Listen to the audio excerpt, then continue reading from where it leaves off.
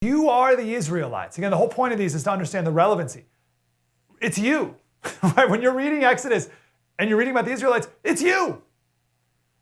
Just like one of the number one point that Jordan Peterson helped me understand is that when you read history, you must see yourself as the bad guy in the story.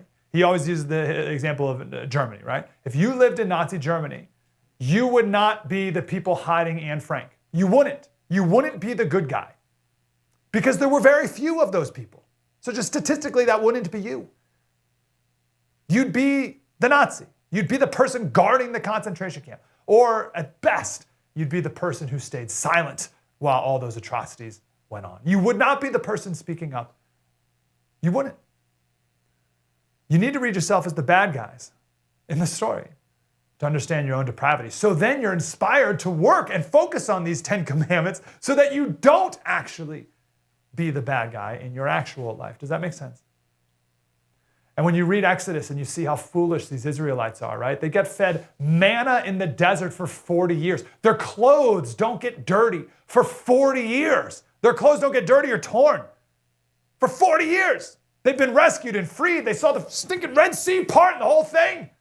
And they still don't trust God. How can they be so foolish? I say. And that is me. We can give a million examples. The Salem witch trials, right? You read about the Salem witch trials, and this is what your kids are taught is, oh, look at those dumb, evil, terrible Christians. Oh, you missed the point. If you were alive back then, if you were in Salem, you'd be drowning witches too.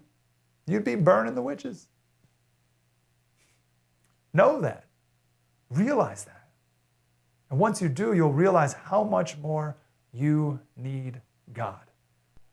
Hey, Slater Crusaders, we are working our way through the books of the Bible. First Genesis, and then we'll go with the second book, Exodus. We did an incredible special on this with the great Dennis Prager and also Tom Askell, the founder of Founders Ministry. It's available right now. Just download the first app on your smartphone, and it's available for supporters.